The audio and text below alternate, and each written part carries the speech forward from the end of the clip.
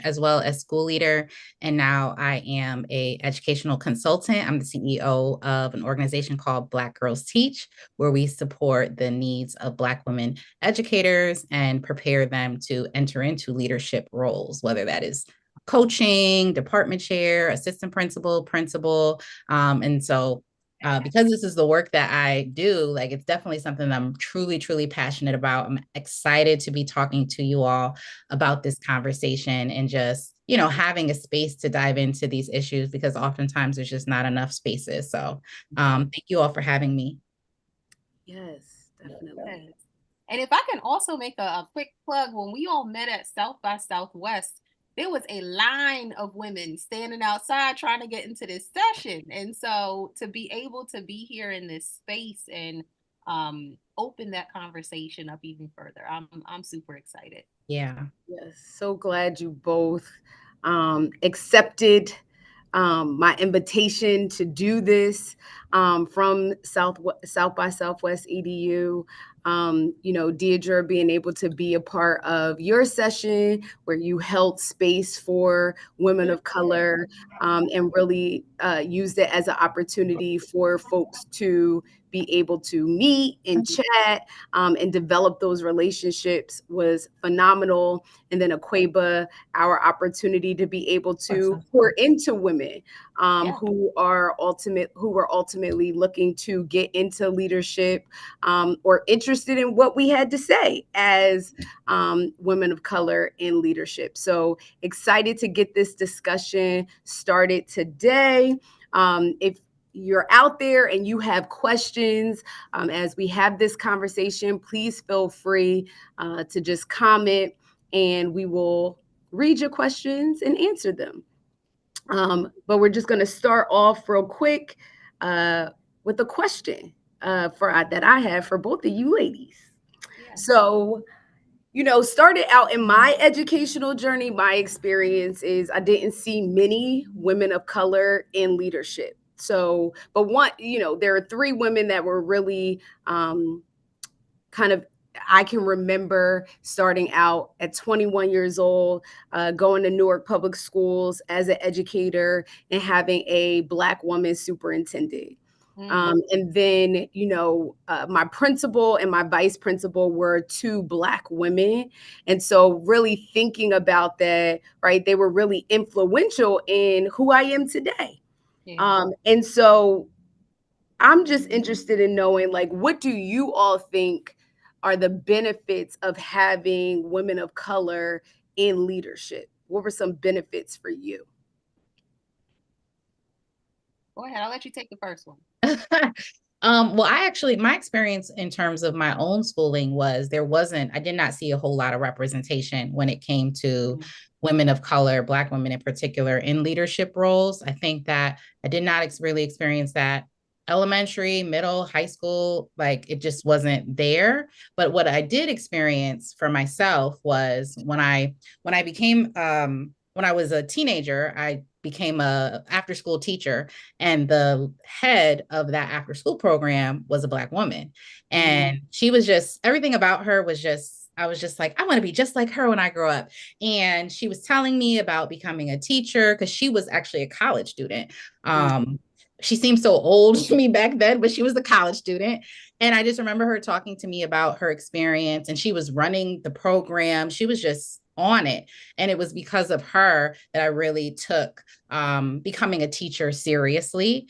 And so seeing that representation, that was so important. And as I became an educator and started to be able to be in spaces where I was able to see more women of color in leadership roles, I felt like I was starting to see myself in those roles, right? And again, like it wasn't something that I saw when I was growing up, but moving here I'm in the DMV area, Maryland, DC, there's I see a lot more representation.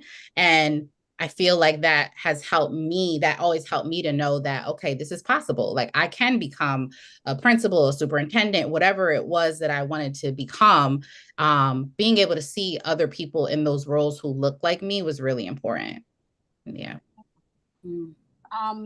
For me, it's a few different things. So one, I come from a family of educators. My mother was a teacher. My grandmother was a para. I had an aunt that was a teacher, a cousin that was a principal.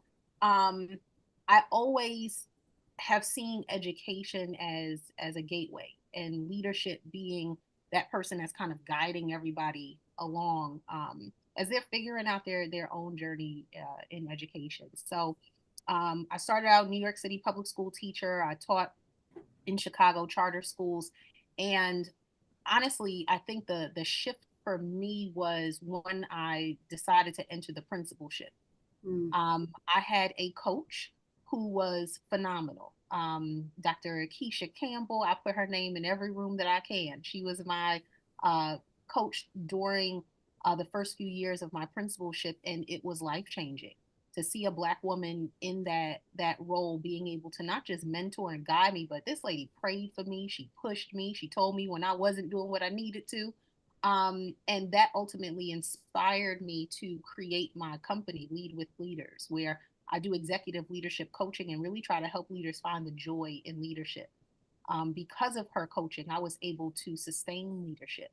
And we know it can be really isolating. And so for me, giving leaders the opportunity to have a safe space and a place where they can unwind, vent, because hello, we know sometimes it gets real rough out here, right? But having that ability to be that for someone, to me, was the catalyst. So I attribute a lot of what I received from her to be the reason that I'm on the journey that I'm on now. So she was a pivotal part in my success. Oh, that's great. What about for you? So, so for me, of course, there's benefits. I mean, I'm a Black woman in leadership, so.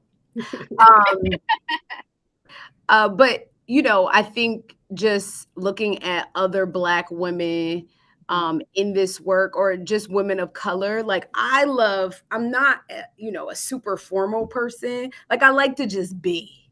I don't like to put on airs. I'm very comfortable in my skin.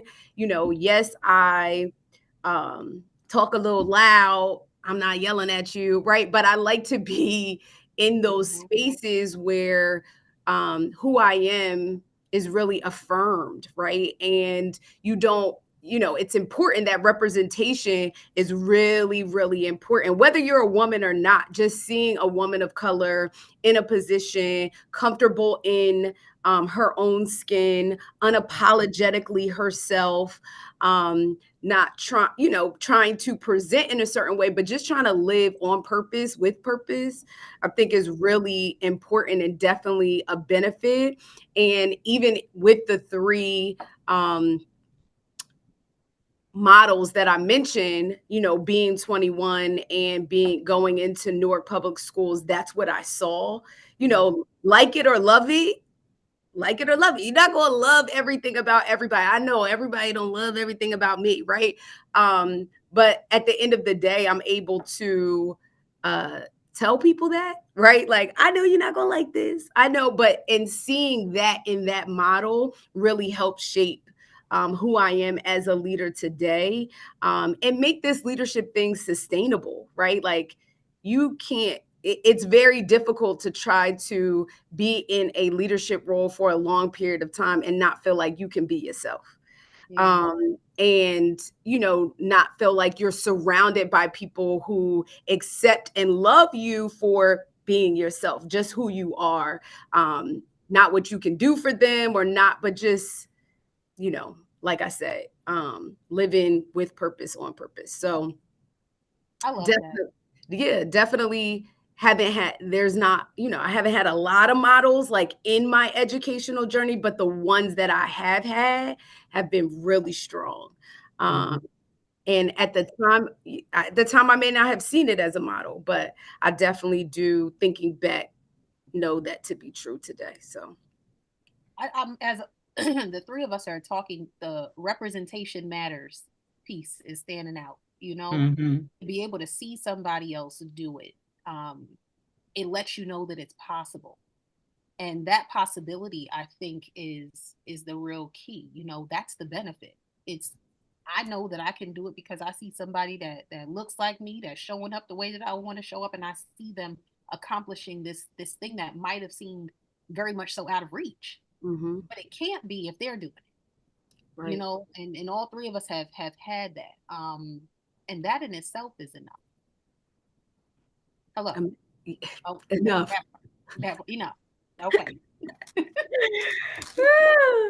So, Deidra, I know, just a little bit about village. I know you got a question about, our villages. Yeah, so definitely.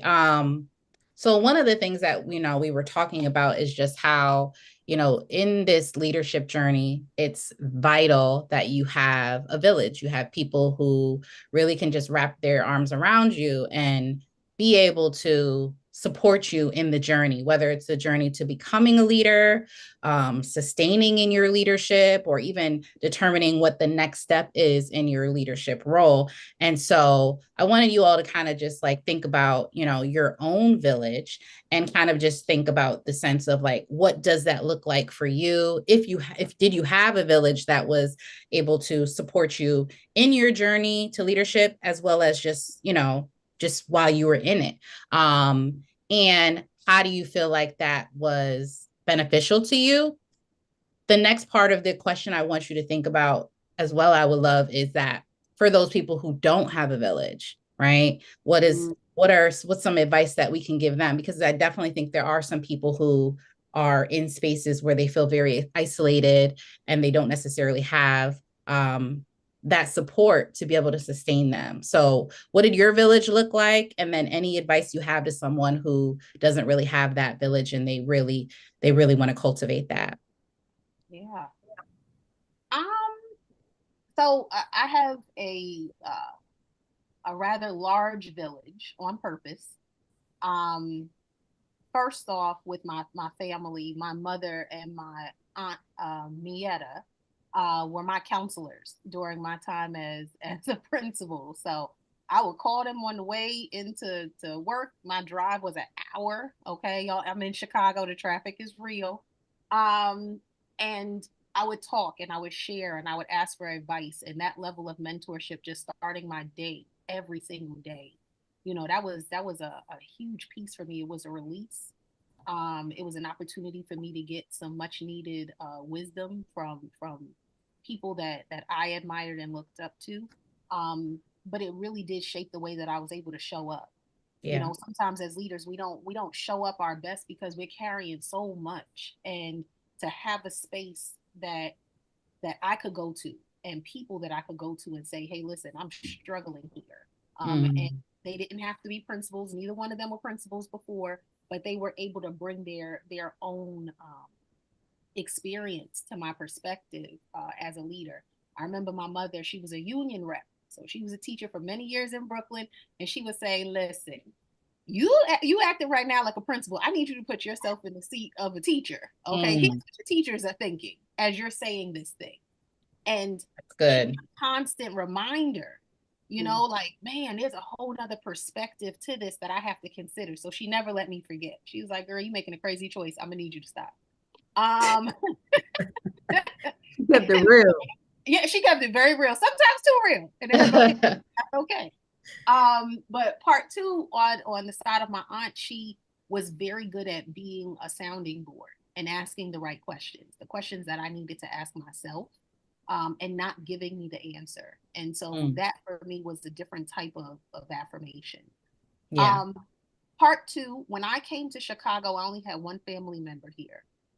And at times it could feel very isolating.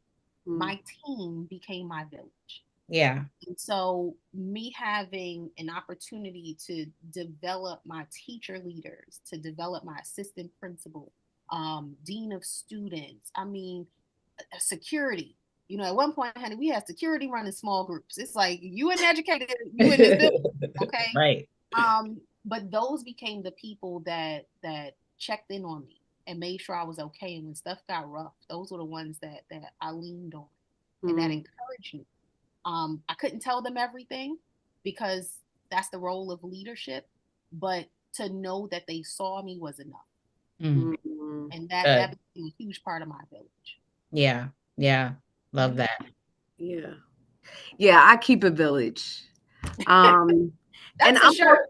That's a t-shirt. I exactly keep I a keep village. a village. Right. That is. All right, trademark. I got Trademark right there. Good. Yeah, I think I'm about, a village of quality. So it's not always about, the size of the village, but it's about the quality of support, right? That you're ultimately provided. And so, that village, just like yours, Aquabah, is family, right? It starts off with, your family really being very supportive of, my path and my journey, just constantly showing up, even to this day, right? I know I got some family members out there watching. But at the school events, popping up, when I was a principal, coming and popping up to visit and, talking to the kids, just it really just started with them, right? Because they understood the importance of a quality education, and really instilled that within me. And so that kind of gave me the fuel to, keep going.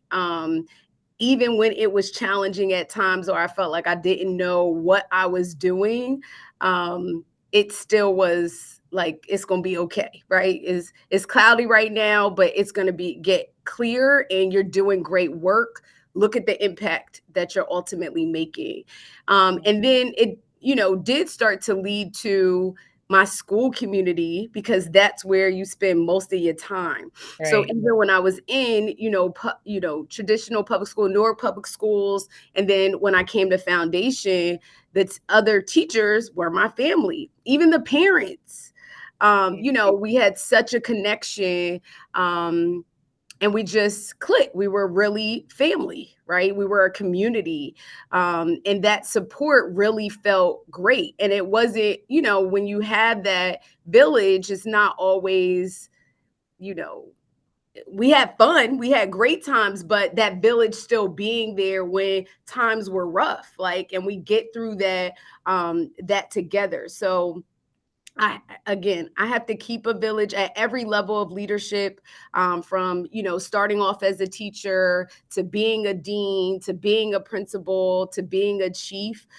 It's very important. That's why at South by Southwest, Deidra, when I joined, your session, I was really being very analytical, not, just about the questions that were being asked, but just about the environment, right? Like, I love environments where people can come together. And then, Aquabah, I sat down at the table before the session started. Yeah. And we just clicked and started, talking. And then you invited me to other sessions. And I was like, yeah, I'm there. And then Deidra, we talked, and then we talked the next day, right? Like, it's little things like that, just being open. Yeah, definitely. Just being open to that, because sometimes we can isolate ourselves, right? But if we're open and really recognizing that there's a lot of people in this work, that are doing great things in this work, right? And we can be support for each other. Or my support could be just holding space. My support could be affirming you, right? Like, there were women at this conference that were just like, I'm at my wit's end. I don't know if education is for me. Like, I'm ready to leave, and just saying, like, look, you're a star, right? Like, keep shining. Don't give up. Maybe the space that you're in, wherever you're working may not, be highlighting your strengths right now. So it doesn't feel really great, but don't give up, right? Look for you got a lot of strengths, and just affirming folks, right? That stuff feels really great. That's how my bucket gets filled. So my village, fills my bucket, but I think my bucket is really filled, by the people that I, surround myself with, like, just their energy. Yeah. Yeah. Those spaces and those places really feels great. And I wasn't always like this. Like, I didn't recognize how important this was until I started opening myself up to it, right? Like I was kind of like, my family is enough. Like they giving me all I need, right? No And new friends. No new friends. That's exactly, no new friends. But now I'm like, no new friends, no new friends. Come on, Right, right. That's Yeah. right. And I think that's a great point, because it's like, I think one of the things that I've learned is that, as you go through these like transitions in your career, your village may change, right? There may be some people that are always going to remain in that village, Absolutely. but there may be some people that are not able to kind of go to that next level with you, right? For whatever reason.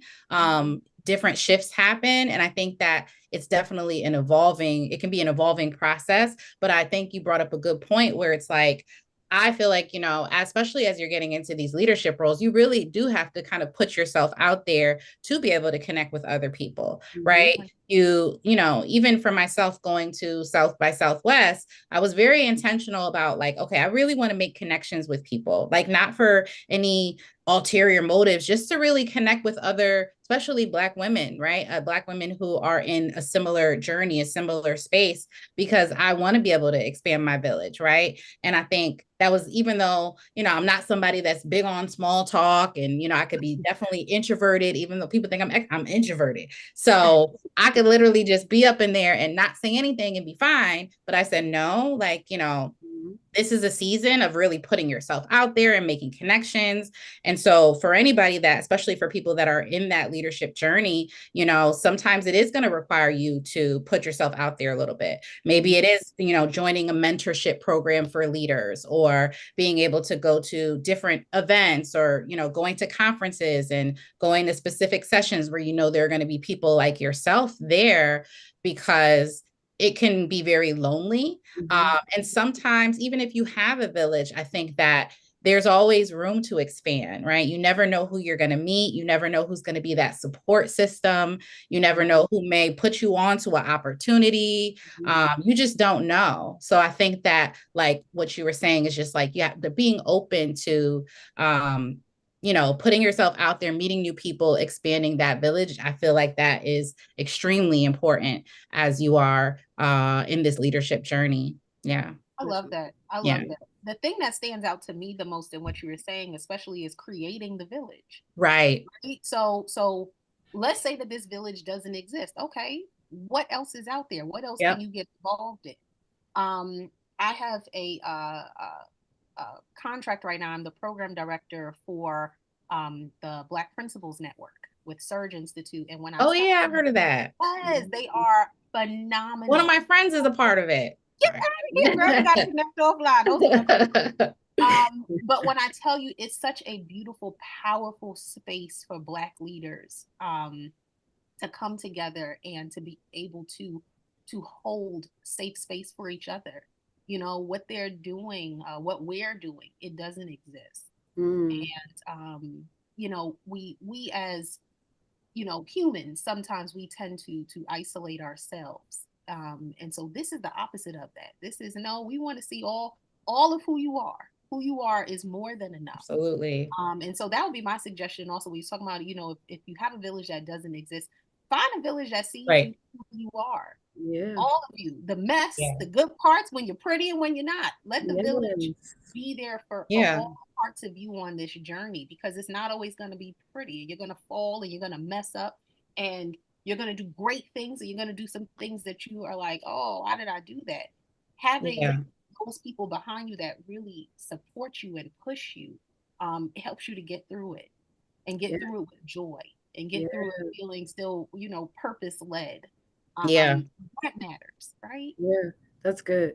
And I think just the last thing, someone gave me advice, just to differentiate the ages of people in your village, right? Like, don't underestimate someone who is 20 years older than you, who has life experience, or 30 years older than you, who has life experience. And like you said, can keep, like your aunt did, right? Like, keep it all the way real with you, and say, because they've been through it. Right. And they and they know what it is.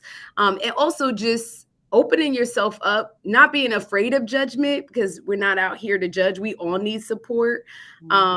Every single last one of us needs the support, but opening yourself up also opens you up to opportunity, right? Because you just never know where life will take you. Absolutely. 100%. Right? You just never know. You don't know who people know, like Aquabah. I didn't know we know some of the same people, and we met all the way in Austin, Texas, right? And Deidra, I was like, I told Deidra I was fanning out. I was like, oh, Black girls teach. But like you just never, and I watched Deidre's lives and posts all through the pandemic, right? And then so you just never miss the opportunity.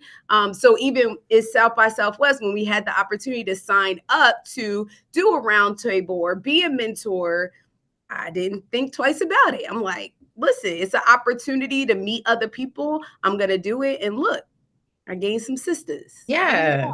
We felt life out here. Exactly. I love this idea of opportunity. It brings me to another question, and it's, how do you know when it's time to look for new opportunities, right? So sometimes we could be in roles for a long time, and there's this level of fear. Like, if I leave, am I going to burn bridges? Am I going to, make enemies? And you become kind of stuck. So what do you all think? When is it time to look for a new opportunity? And like, how do you do it in a way where you're not burning those bridges? I mean, for me, it's always like, I am basing it off of, if I start to feel like I am shrinking, if I feel like I just can't really be my full self, if I feel like I'm not expanding in any way, if I feel like the environment is just not conducive anymore to my growth, to me, those are all signs. And again, it just goes back, if there's something that's making me shrink, like, and just that's just not going to work. That's not going to work. So whenever I feel that, to me, it's like an internal feeling. That's when I know, like, this is not for me anymore. And I'm actually somebody who's like, I think I'm more comfortable with being able to like look for a new opportunity and walk away from something, because I just know that I've been able to tell myself, like, because I used to get really like, I need to stay here. I need to be for these students. I need to stay for like my team. But at the same time, I would tell myself, there are other students out there that need my support. There are other teachers out there that need my support. And so this is just me being able to, move on to something different. But I think, like, not without burning bridges is just a matter of being transparent and having those conversations. I have a level of awareness where I know that at some point everybody's going to leave an organization or school district. It just happens, right? People are always plotting their next move. So for me, it's just like, I know that, like, leaving and transitioning, it really is just a part of what happens. Nowadays, a lot of people are not staying in one school district forever. Like, it's just not happening as much anymore. So I don't think it's, although for some people it may feel like, I've been here my whole career. But I think being transparent and just knowing that you deserve to be able to be in a space where you can flourish, where you can, be your authentic self, where you can grow, where you can have new challenges, you deserve that. And so just even when you're having those conversations with whomever you need to have them with, I think going into it just from a place of like, this is what I want for my career. This is where I want to be. And, I can help to transition whomever else is coming on, like being a support system if you have a role where you need to be able to do that. But also being okay with putting yourself first. Like, point blank, you got to put yourself first sometimes and make hard decisions. But those uncomfortable decisions can lead to something amazing. So it's just, I think it's a matter, but then I think it's a matter of like, in those seasons, you can tap into your village for that additional support, for that boost of confidence that you may need to be able to take those next steps. Yeah. That's really good. Yeah. I think, I always tell, so I believe I'm a strong believer in succession planning. I was given the advice, I'm going on 2 years as the CEO of foundation. And when I first stepped into the role, I was given advice by our board president, start planning what you're going to do now, right? Like, what are you doing next? Yep. She was like, I understand she's a Black woman, right? And so she was like, I understand that, you get new in a role and you get hyper focused on that and you think you're going to do this role until retirement, but that's not realistic. Like, really think this through. Think about how long you will be able to be in this role, and kind of, give your best at this role before you move on, right? And be honest and upfront with that from the very beginning, so then there's no surprises. So it goes back to, Deidra, like you were saying, that transparency, just really being able to say, even when you're new in a role, 3 years, right? Like, I got 3 years in this role. Here's what I'm going to be able to do in those 3 years, and then I'll be gone, right? Because the reality, like you said, is you're not going to be in one role forever. You're just not. And so I think it's okay to have your succession plan, right? Your plan. And then as you're in it, right, for that period of time, you are ultimately helping that organization, that school, whatever, bring in the next person, right? And you can help onboard the next person. I don't feel like it always has to be, it doesn't have to be a nasty breakup, especially if the organization is supportive of you, right? Affirms you and who you are. You're able to be, yourself. Now, if you haven't done that and you just feel like it's time to move on, well, it's time to move on. So the best thing you could do is say, listen, before you put in your resignation, being able to say, listen, I just think my time here is up.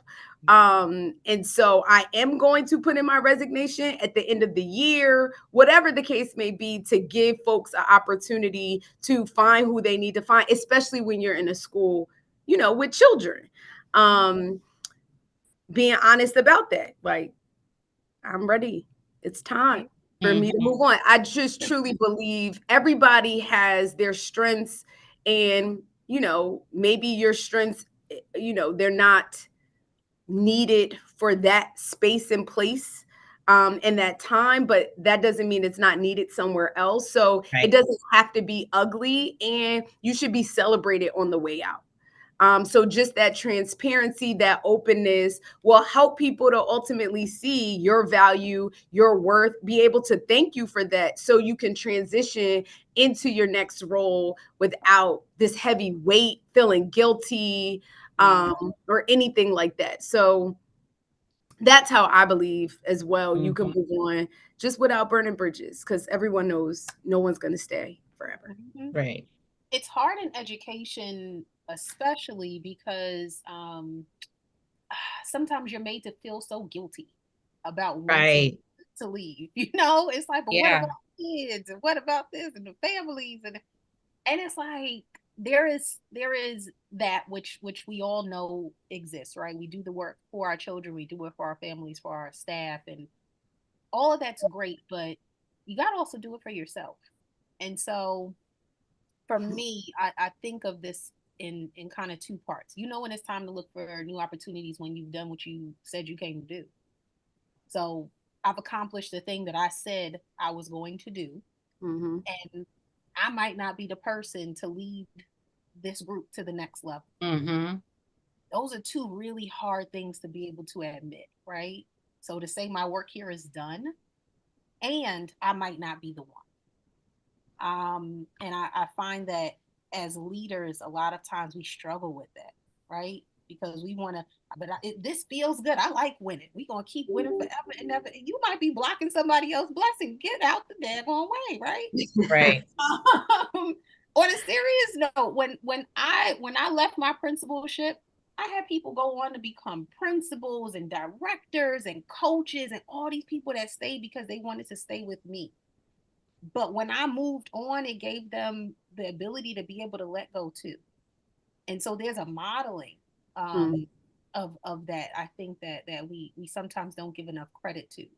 And then understanding when listen, not every fit is a good fit. This might not be the fit. Right. And no matter how hard we want to try to make it work, you know, you're trying to fit this round piece in this square hole. It ain't fit. And that's okay. That's okay. It's what do you do in the interim? How are you preparing yourself for whatever that next step is? And I love that you brought that up. You know, what are we doing to make sure that when we get into a role, we're preparing that next person for leadership? Who is it that we're talking to and putting and investing time in? You know, we don't want to just spend time with people. We want to invest time in people so that when that transition happens, they're ready and they're not sitting there like a deer in headlights. They feel ready. And the best way to do that without burning bridges, I think, is to be honest about the fact that you're not going to be there for forever. That you have other dreams and aspirations, and you're going to do the best that you can do for the community that you serve while you are there. But being really honest about, listen, y'all, I'm here until I'm not here. Let's make the most of it while I'm here. Right. And that's hard for people to hear. No one likes change, and everybody wants that stability. But change is a part of life. And so getting people to understand that, you understanding that yourself, I think is key. That's really good. I just want to make clear, just in case my board of trustees is watching, I'm not going anywhere, y'all. You're not leaving. This wasn't about her. I'm not leaving. You still got work to do. You still got work to do, sis. You can't go. That's right. But it's when it's time, right? It's when it's time. It's time. Oh, yeah. It's all about the timing. It's all about the time. Right. We got goals, you know, we got goals to achieve. Got goals. That's right. We got goals, right? And so, yes, definitely. But, you know, and there are other people out there, right, that could be working for other organizations, schools, wherever, that may be thinking it's time, right? And I just say this? I don't think that it's your time. Like, I appreciate both of you ladies because you're in the educational sector. So you did not leave, you are here. And I just urge everyone out there, if you are thinking about making a transition, perfectly fine. Just don't leave education. We need you. Yes, there are systemic barriers in education that we need to do the work to tear down, break down, kick down. And so the more women of color that we have in the educational sector, the better. So don't leave. So we're going to wrap this up. But if you are out there and you're watching and you have a question, we would love to answer your question. So if you could put in the comments a question that you have on LinkedIn or YouTube, that would be great. We would love to answer your question. But as we give folks time to think about a question and put it in the comments, I just wanted to put it out there to see if you lovely ladies have any closing thoughts or comments that you want to make for our audience. I think my closing thought is kind of like just tied to what we were talking about of how, you know, the leadership journey can be lonely, right? And I think the more you excel in leadership, I think you can get lonelier, right? So you're not going to see as many people, especially for women of color, that look like you, right? So it's very important to find ways to be able to connect with other people. Especially if you feel like, you know, you need to kind of like expand your village, find ways to be able to connect with other people for mentorship, for networking. And sometimes that means that you may have to put time on your calendar to do that, right? Because we can say, oh yeah, I'm going to look into that principal network. Yeah, I'm going to look into it. And then we know what happens. Like your schedule gets busy, you're doing this, you're doing that. And then you're thinking about the end of the school year. So sometimes if this is something that's really important to you to make connections with other people and expand your village, it literally may have to be something Friday at 2:30 p.m. when you have that little 30-minute window. You're going to do some research to see what's out there for whether it's women of color or other school leaders, because, you know, sometimes that's all it takes. Getting on Google, getting on social media, getting on LinkedIn, but I think it's really important to make the time because making the time to prioritize the next level of your career, whatever it may be. And sometimes it starts with just putting yourself out there, seeing who's out there, going to a conference, connecting. And I think for some people that can be, number one, it could be a little uncomfortable. So it's like, we need to lean into discomfort. And number two, it's very easy to just put it to the side and just forget about it. But then, you know, the years continue and you're kind of still stuck in that place. So that may mean that you actually have to put some time on your calendar to really push yourself to see what else is out there to expand your village. Absolutely. Yeah. I would add to that to give yourself grace. This is a process. Leadership is a process. Your growth and development is a process. So be as intentional about how you're developing. You don't know what your next chapter is going to be. And so what are all the things that you can do right now while you are in the space that you are in to develop your capacity, to deepen your ability to be reflective, to deepen your ability to be able to accept critical feedback? You know, all of those things help to sharpen us. And so, you know, if you are investing time in that as well, how am I sharpening my talent? How am I giving myself professional opportunities, you know, to learn and grow and push? If you don't have a coach, get a coach. Okay. Kobe had a coach. Michael Jordan had a coach. I don't know why we pretend in education that we don't need coach, but you need a coach. You need somebody that's going to give you that external thought partnership that you need to help you see some of those gaps and pitfalls, so that you're not making every mistake.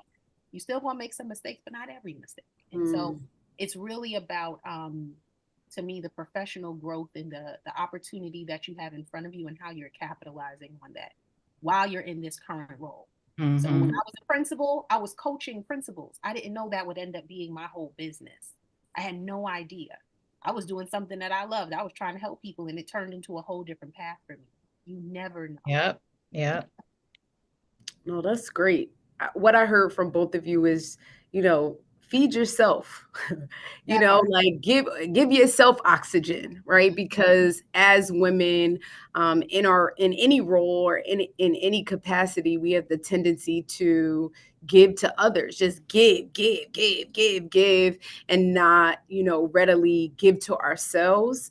And so, you know, it's important for us to give to ourselves, even the women who have joined tonight, right? Like, thank you. You have given to yourself. Yes, we appreciate y'all. You have given to yourself, which is why we want to continue these conversations. On LinkedIn, we know we had some technical difficulties. It'll be tighter next time. But definitely want to continue this conversation.